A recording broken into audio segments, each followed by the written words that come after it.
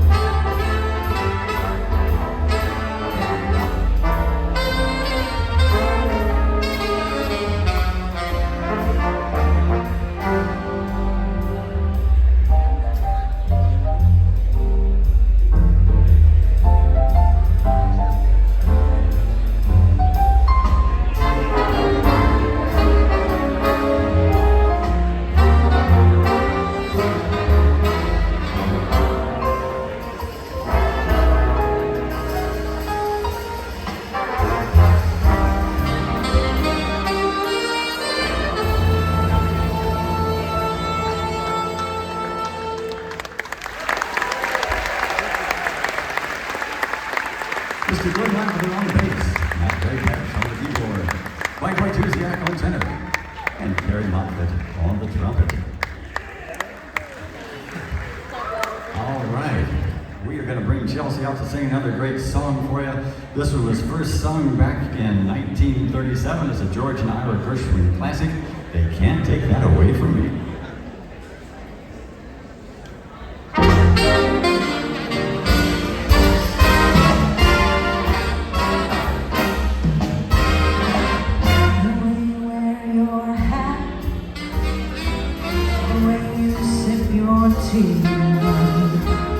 The memory of all that,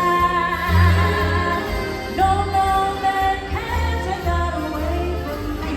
The way you smile just gleams, the way you sing off tune, the way you haunt my dreams.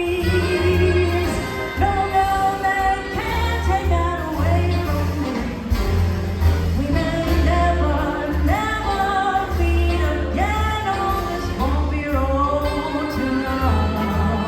Still, I'll always keep the memory of the way you hold your knife, the way we danced till the way you changed my life. No, they can't take that away from me. No, they can't take that away from me.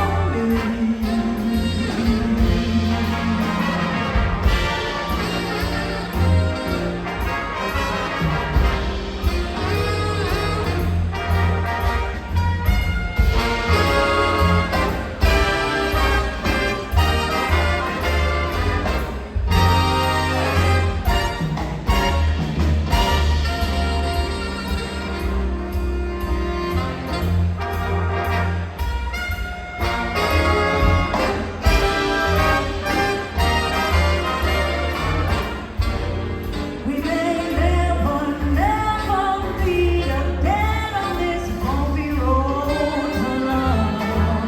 So I'll always keep the memory of the way you hold your knife, the way we danced till 3, the way you changed my life. No, they can't take that away from me. No, they can't take that away. They can't take that away. No, they can't take that away from me.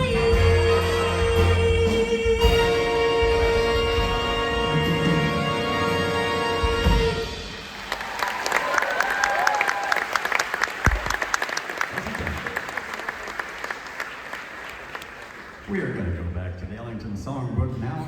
Back in 1939, the Duke invited Billy Strayhorn to come be a part of the ensemble. His instructions on how to get to his home were very explicit. They started out, take the A train, the express train up to Harlem from Brooklyn. Well, that title turned out to become the title of their signature tune for that orchestra. We're going to share it with you now. Here is Take the A Train.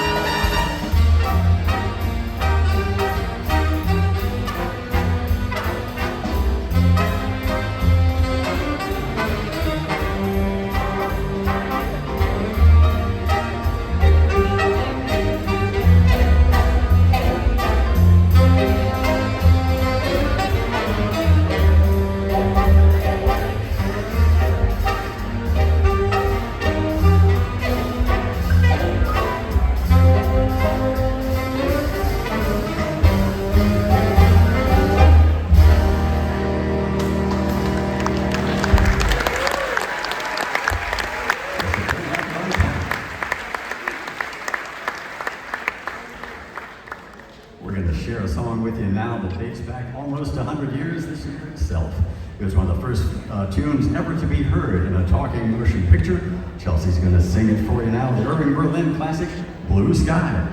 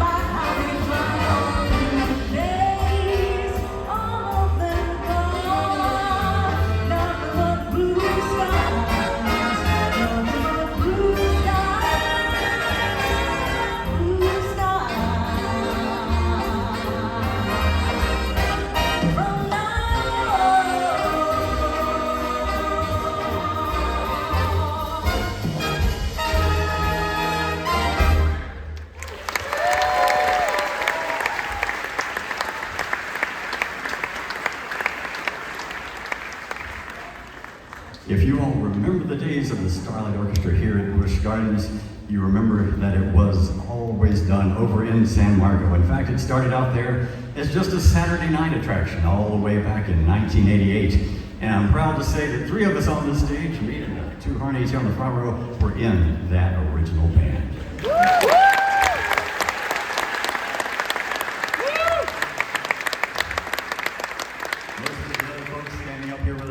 Also spent time with the Starlight Orchestra here, and we are thrilled that we continue to keep getting to do this great music at the Williamsburg Classic Swing Orchestra, and coming back here to visit Busch Gardens on this big anniversary is just the cream of the cake for us.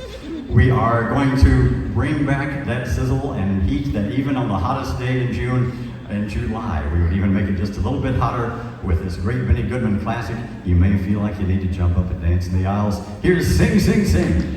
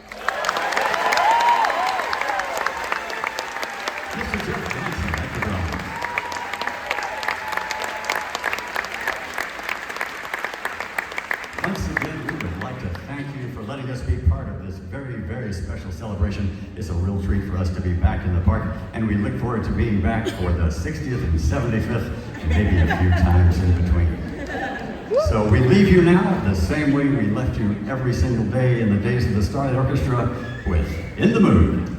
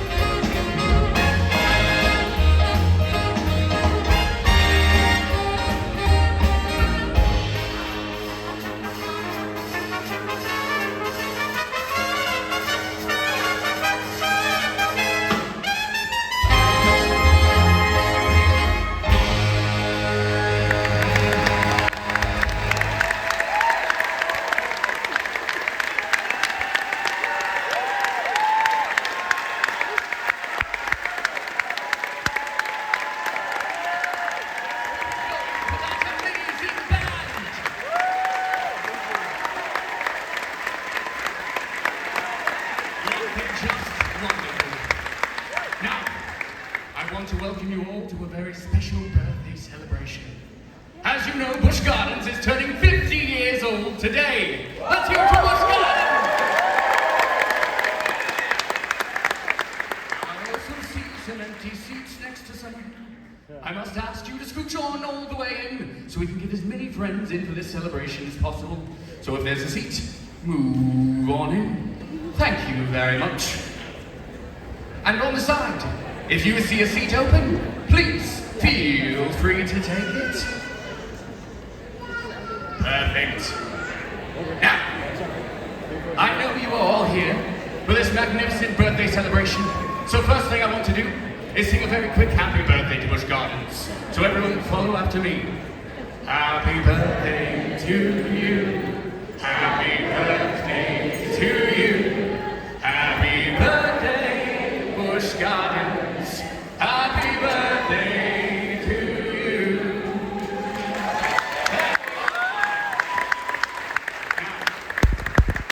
It's time for a very special guest. He's my friend.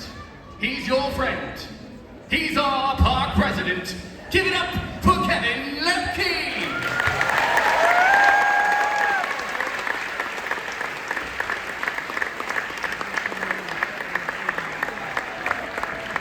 Hey, good evening.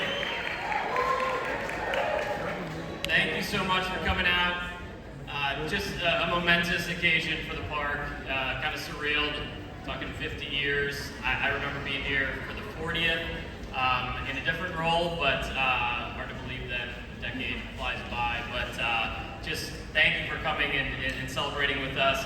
Thanks again to our Starlight Orchestra for their opening performance.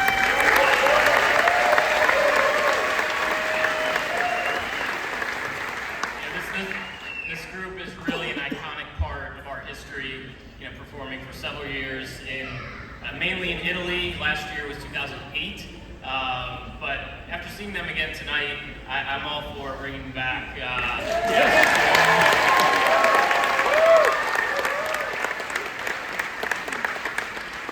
So I hope you've enjoyed some of the special offerings throughout the day. We had our 1970s cover band Trademark, who I heard in the Fest House. They were excellent.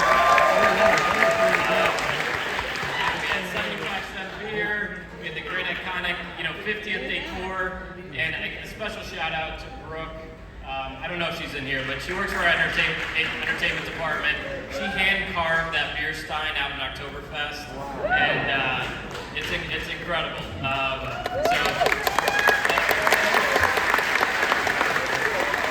There's so many more folks, of course, to thank that go into it, but just an amazing team.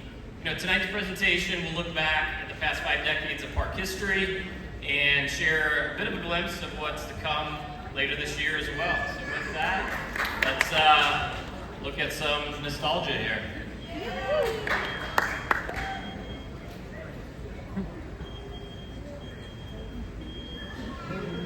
Come on.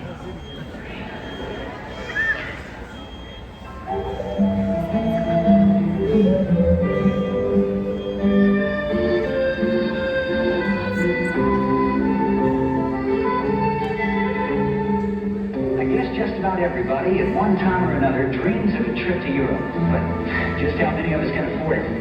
I'd like to show you what you can do on this side of the Atlantic for less than $7.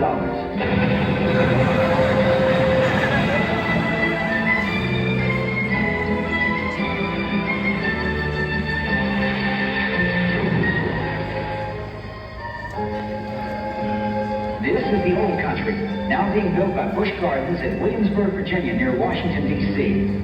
And this book will help you plan a visit this spring when the old country opens. For your free copy, write Busch Gardens, Williamsburg, Virginia, and start planning to join us in the old country on this side of the Atlantic.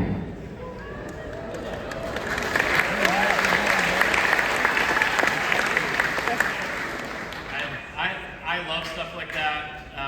The nostalgia. YouTube is a great place. Just Google Busch Gardens Williamsburg history, all sorts of stuff like that. But great way to start off the evening. Think about sold as your opportunity to come to Europe on this side of the Atlantic. I thought was really clever, but and $7. Bring it back. We'll send that request in. But wanted to dive into the park's opening. Wanted to share how the park, really came to be. Gussie Busch from the Anheuser-Busch family and Winthrop Rockefeller were the ones who originally met. And the reason for that was Winthrop Rockefeller was the chairman of the board at Colonial Williamsburg. So 3,000 acres of land was purchased from Colonial Williamsburg Foundation in 1969, to develop a brewery, Kings Mill, and Busch Gardens. And interestingly enough, as a condition of the sale, Busch Gardens could not use any early American theme, which is how the European theming came to be. The park was officially announced in June of 1973 and construction began. It opened, as the gentleman said there, as the Old Country, designed around villages celebrating the spirit of European villages from which early American settlers came. And during construction, a workman discovered a 200-year-old brass and steel saber that was thought to be owned by a French engineer officer from the Revolutionary period. The Williamsburg theme park, this one's kind of crazy, I always forget, was one of 3 Busch Gardens then to open in the country. So Tampa was 1959, but any idea of the third one?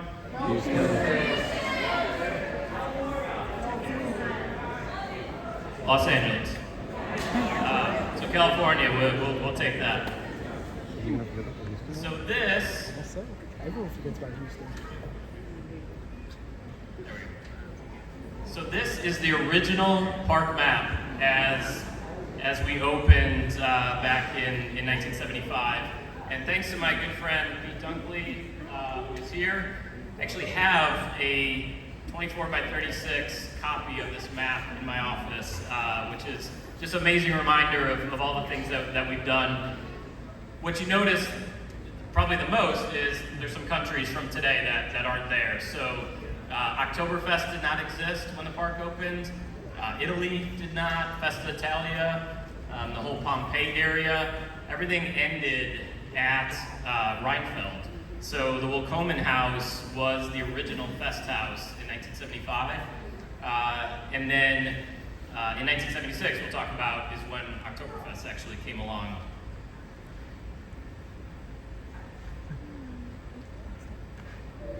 So this is a picture of the dedication ceremony opening May 16th, 1975. You might recognize, some of you probably recognize them all, but August Busch, of course, there in the middle. To the right is Governor Mills Godwin, and then TV personality Ed McMahon. Some of you were like, I know, I can't place it, but that's going to be a theme. We have some other celebrity call-outs here in a minute. But more than 6,000 park guests, led by the governor, opened it that day. The governor said, "The gardens are a monumental achievement measured by any standards." Was anyone in our audience here on opening day? Honestly.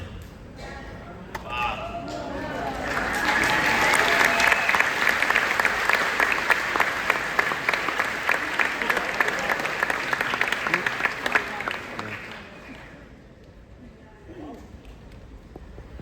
So on that day,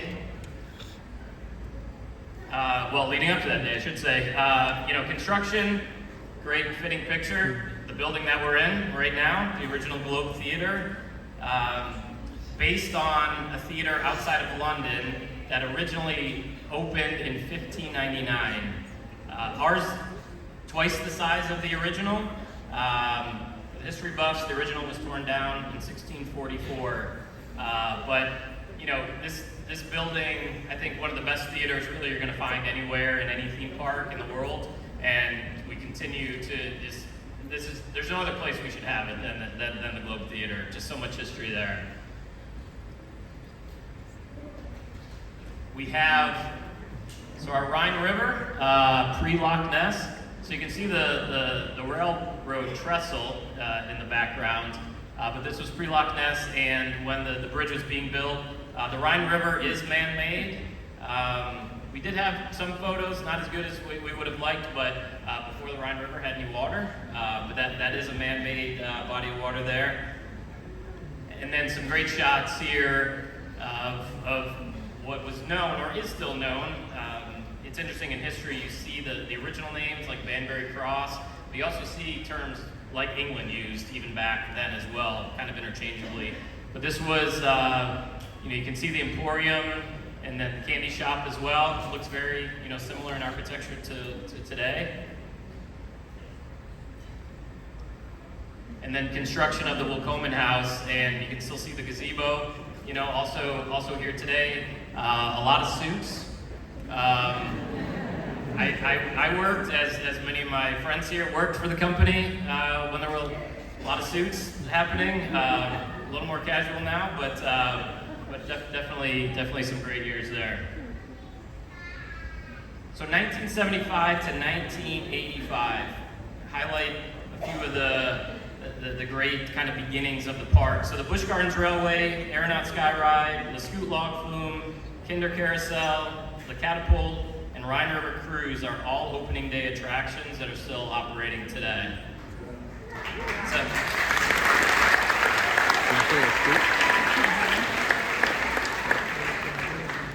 one quick self-indulgent fact. The carousel was manufactured at a place 5 minutes from my childhood home. So that's my history. Shout out to Tonawanda, New York, for anyone who's out there. North Tonawanda, technically. Still making carousels today. You can see Le Mans there. Easily one of the most popular attractions we've ever had. I still get asked about that ride, or not asked, but people mention it. Over 25 million races were run on Le Mans Raceway. 49 recreated antique cars that were modeled after a 1913 Stutz Bearcat and molded fiberglass bodies that were built on steel frames out in California. Traveled over nearly 10 million miles in the 31 years before the raceway was closed in 2006. We talked about 1976 Oktoberfest and the Fest House. Quick fact that I learned, Oktoberfest, the celebration, started with the wedding of King Ludwig in 1810. So great tie-in to Dark Castle originally, and then of course still with Dark Coaster. And then the Fest House, as we all know and love, modeled after music halls in Munich, and truly one of the great buildings, really in any theme park. Magic Lantern Puppet Theater, that is now what is Abbey Stone Theater. So open with shows as Once Upon a Dragon with over 50 puppets, with the master puppeteer when the park first opened. Actually that debuted in '76, but again now Abbey Stone Theater. 1978 debut of Loch Ness Monster, of course a fan favorite that we brought back and refreshed last year. So many of you were so excited, you were worried, is Loch Ness going away? And people are taking these aero coasters out, but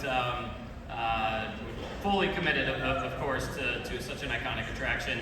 And American Coaster Enthusiasts hosted their first Coaster Con in 1978 here at the park, and they're actually back here this weekend for their annual convention. So welcome.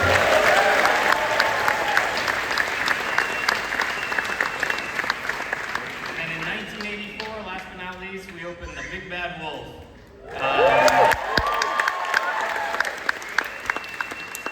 And interesting history there. Many of you might know this, maybe not, but Vincent Price was the celebrity on hand to open the grand opening ceremonies.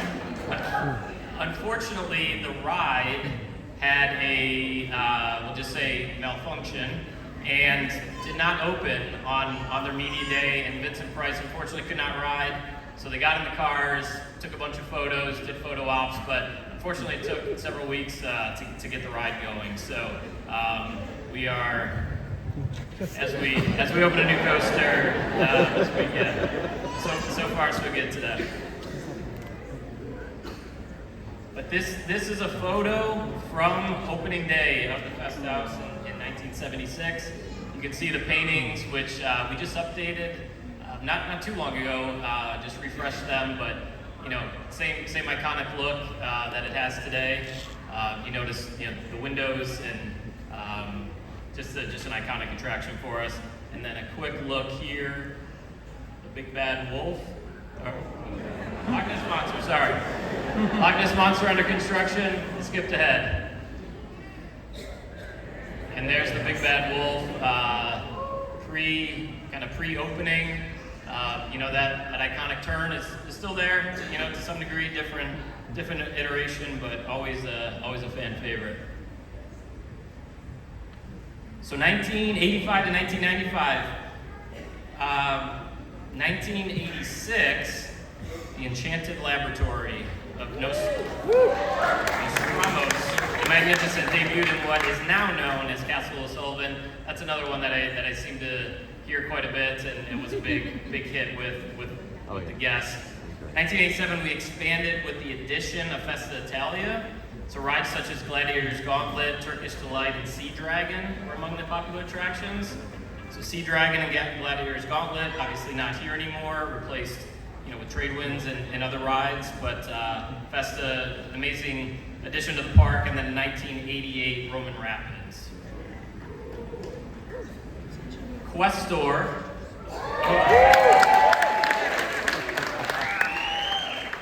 It's almost like I intentionally picked out the fan favorites just to make myself feel a little better up here. So Questor opened in 1990. We all followed Alwyn on his quest for the Crystal of Zed. How many in here were part of that attraction? Probably quite a bit, right? Yeah. That's great. And Questor was later renamed King Arthur's Challenge, Corkscrew Hill, Europe in the Air. Which one was that for?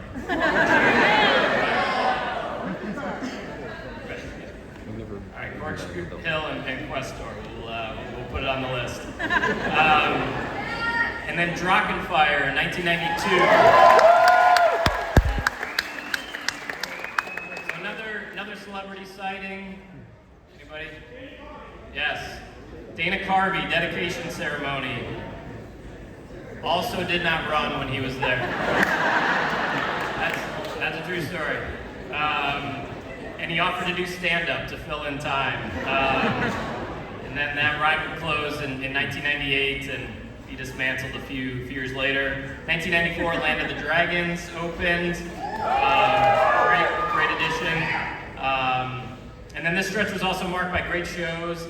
If you remember the Canadian Palladium, which is where the Catapult resides right now. So great shows like Good Time Country, Good Time Jamboree, Distressed in the West, and James River Jamboree, but a great live music venue. A couple quick photos here. Roman Rapids as it existed when it opened.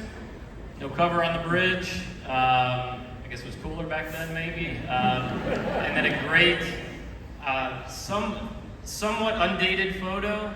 But we all sat around the office, and based on the tube socks and some other things, we were able to get it within, we think, a couple years, so we thought that squarely in the 85 to 95 range here. And then 95 to 2005, this, to me, when I look back at the history, this is where the park really kind of exploded. Got into our B&M coasters. So busy few years. Escape from Pompeii in 95. Wild Izzy, which was then Wild Mouse, which was eventually shipped to Tampa. And then actually even shipped, I think, somewhere else after that. So that ride has had a long life. Alpengeist 1997, and Apollo's Chariot.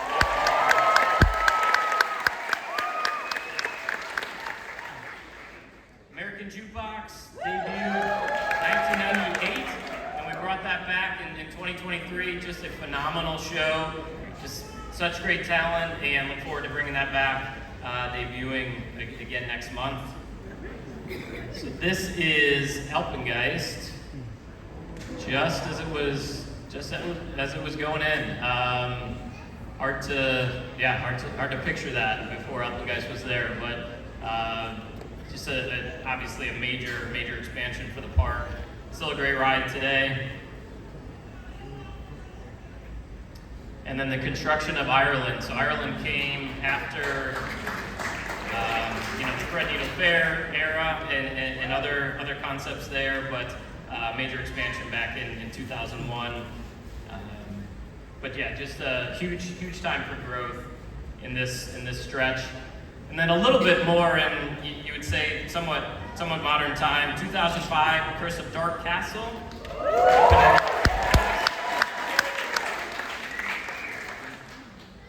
And then we added 3 thrill rides during this time. So Griffin, 2007.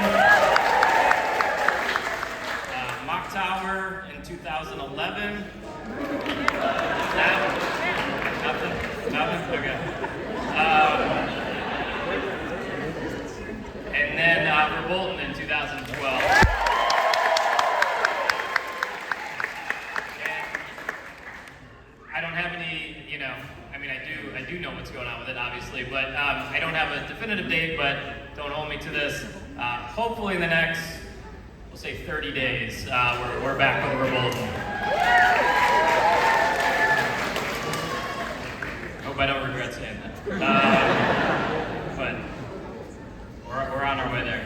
2009, launched Christmas Town. It's really hard. It's hard to think of the park, before Christmas Town. There's some folks in the audience today that we're going to introduce. They remember when the park closed at Halloween, and they didn't show back up to work until February. I'm exaggerating, but close. Now it's, as you know, we operate in every month, and but Christmas Town, just a no-brainer in addition to the park. And then also opened Sesame Street Forest of Fun in 2009 as well.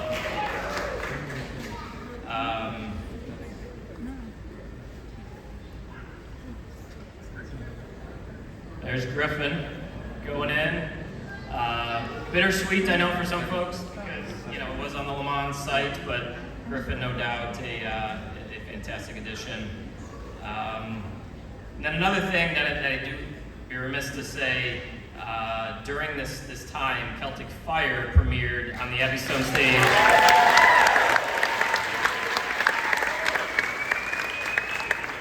In 2010, and I can say definitively now, it has been voted again the #1 theme park entertainment by USA Today.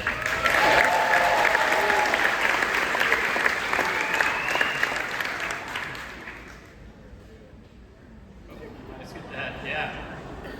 There's the ribbon cutting ceremony for Sesame back in 2009. A great addition to the park. Now, kind of really modern times. Obviously, a lot of events. These were times where Beer Fest, Mardi Gras, really expansion of food and wine. In the last decade, we have added Tempesto, Invader, Finnegan's Flyer, Pantheon, Dark Coaster, relaunched Loch Ness, and now, of course, Big Bad Wolf's The Wolf's Revenge.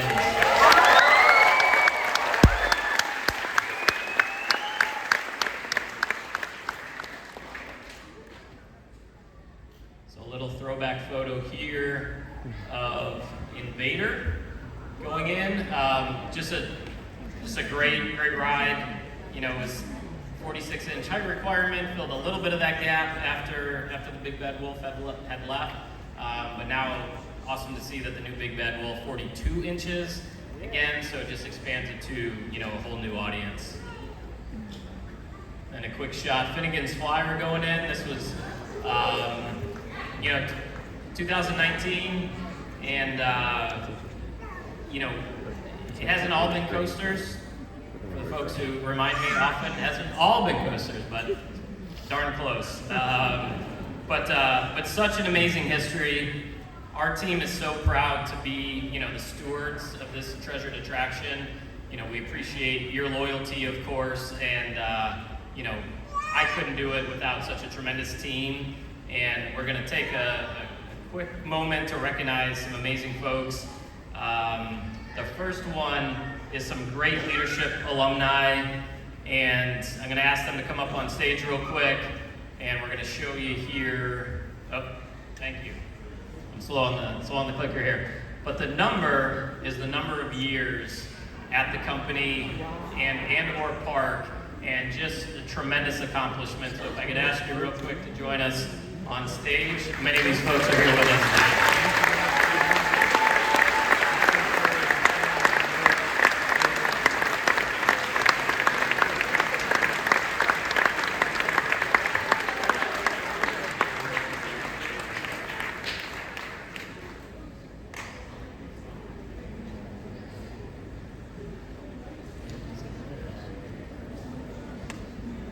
come on up and we'll you go right in front here. Take a minute to recognize you. So these are leaders that all the things that you see, it's the only way that stuff gets done.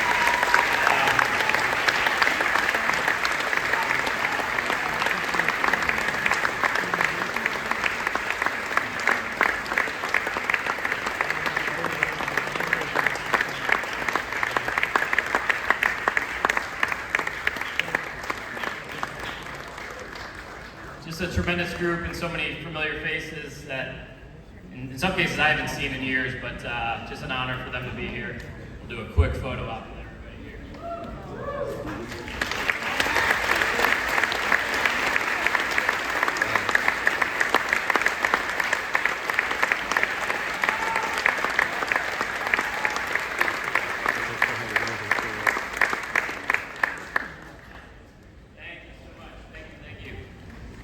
And now I want to take a quick moment. We have special guests. You guys can start coming up. These are folks. You want to hit the slide? There we go. These are folks who still work here today. That are just tremendous, tremendous years of service. Loyalty and passion. Can't say enough about what a great team it is. Again, allows me and others to do what we do, and yeah, just amazing work. So please come up for a brief get together here.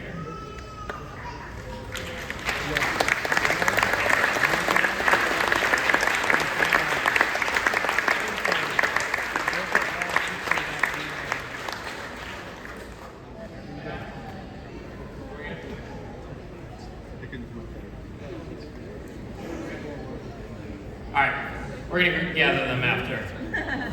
Maybe a little bit too many people. But yeah, just a tremendous thanks there. What I want to do now, before we get to some great announcements about some things coming up, this mic, introduce Donnie Mills, who was our park president. Been with the company, you might have seen, well over 40 years, spent many years at this park, not only as the park president, but then overseeing it in other capacities. Personally, he was a tremendous mentor to me and allowed me to continue to grow with the company, and I'm forever grateful for that. So honored to have him here, and I'd like for him to say a few words.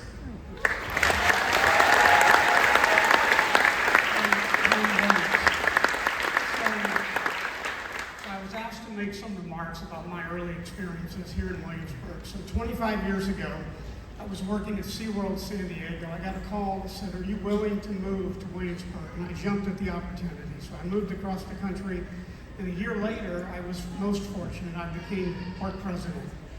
Although I had been here times before during my career, I never had spent time here. So I really didn't get to know the park, and I certainly didn't know the people. This time I had a wonderful opportunity, and I got to know this park so well. The iconic rides, like the Loch Ness Monster. Many of you know that was the first coaster anywhere with interlocking loops. The Big Bad Wolf, the suspended coaster, its last drop was 99 feet, swung out over the Rhine River at about 50 miles an hour. One of the things that I found really interesting about this park was the food. And what I mean, it was so sought out. People, I think it actually drove seasons pass visits. But the wonderful fare in Italy, of course, the mile-high corned beef sandwich in the Festhaus and other goodies there. And then everybody's favorite, I think, was the, what was that? Bring it back. I'll speak to Kevin. But then everybody's favorite, the chicken ribs and brisket at the smokehouse. And the guy who made all that happen, leading the team, right here is Franz Katinko. Franz, stand up.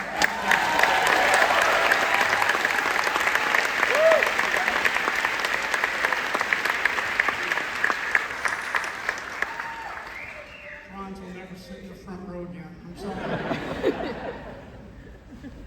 So, and then beyond that, there were great shows, and there were many to pick from. My favorite, and I think you'll remember, was Irish Thunder back in the day. events, like the Halloween event, and subsequently Christmas Town. So a lot of good things. But the thing that really got me excited, that I was so glad I had the opportunity to work here, was to work with the team. And what I found was an incredibly talented and passionate team. So I want to leave you with this. I came across a saying that I think fits here, and the saying is this: poetry makes the world tolerable, but engineering put a man on the moon. Busch Gardens poetry is this beautiful backdrop that this world-class park has been nestled into. The second piece of the poetry is all of you. There wouldn't be a Busch Gardens without all of you in this family-friendly environment. So thank you so much for supporting us back then.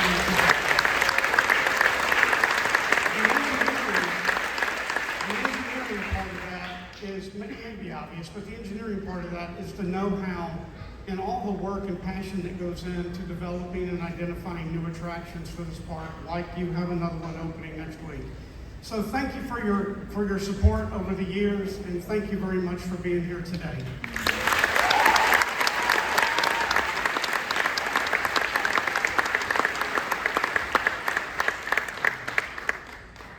All right, a couple quick things about what's happening the rest of this year that we want to share with you.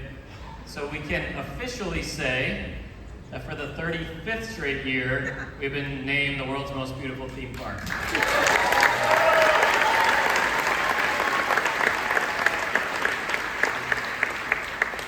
Just an amazing accomplishment. Again, thanks to the team, and it's something we take so much pride in, and thanks to the Historical Association, and just a tremendous honor for us. We have, as part of our 50th anniversary, a brand new show in the Fest House. Debuting on June 13th, We Are Oktoberfest. We'll take the stage. This show celebrates 50 golden years with a German twist.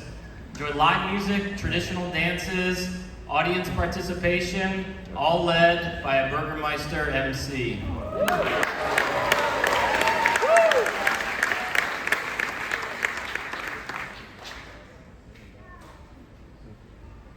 We have, yes,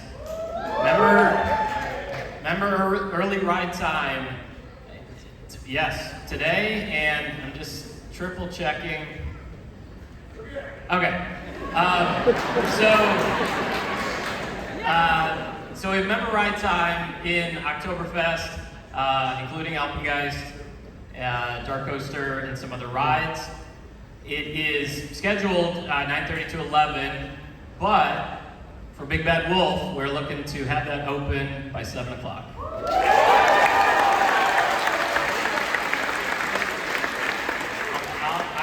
I will talk fast. So yes, that is happening, and then continue tomorrow and Sunday from 11 to park close. So if you don't get to it tonight, plenty of opportunity all weekend. The weather looks great, so should be a great weekend for it. And then the grand opening ceremony. If by some chance you're not sick of me talking at this point, you can come hear me talk on May 23rd at 10:30 in the morning. We're going to do a great grand opening ceremony, officially open the ride to the public, so hopefully we'll see you out there. And then an all-new event is Coasters After Dark. So, thank you. We get a lot of requests, night rides, and which is definitely a special time. So this date specifically, and we hope to do more, but this date specifically is on a full moon, and just a perfect backdrop for rides on the Big Bad Wolf. So look for details for that coming on our website. You should see an announcement first thing next week, but Coasters After Dark debuting, going to be a great event. And then we can't forget our friends over at Water Country, grand opening ceremony, also on May 23rd. It'll be a little bit later, but High Tide Harbor, which is just a fantastic water play area, probably the largest structure really at the park. The addition just looks tremendous, and elements that we just have not had at that park before. It's where H2O UFO was previously, and that is going to debut for members actually starting tomorrow and Sunday. It's going to be almost 90 degrees tomorrow, so might be a great time to check it out. But then grand opening Memorial Day weekend on that Friday on May 23rd. And then one more. We are debuting an all-new event at Water Country USA, also a night event called Aqua Glow. So this is a whole new way to experience the park. The park will actually be open at night for the first time really in its history. Most of the pools and the areas were not designed for night operation, so we've done the work to illuminate the park in the evening, and this is a very successful program for our parks down in Orlando. Again, just a whole new way to experience the park, and this will be debuting later in June, so keep an eye out for Aqua Glow. And then don't forget, end of night tonight, fireworks finale at 9 p.m. We have the beer, we got all the great stuff going on for 50th, we got a gift for you as you head out, but all I want to leave you with is a sincere thank you, for your loyalty, your dedication to the park. That's why we're here, that's why we do what we do, and we appreciate all the feedback, good or bad. That's how we learn, that's how we make things better and hear what you guys want to see, so always love to hear it. And if you see me out in the park, say hello, please, and just thank you for being here and have a wonderful evening.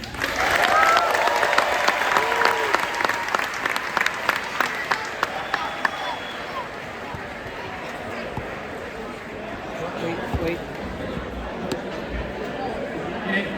I'm sorry. I messed that up.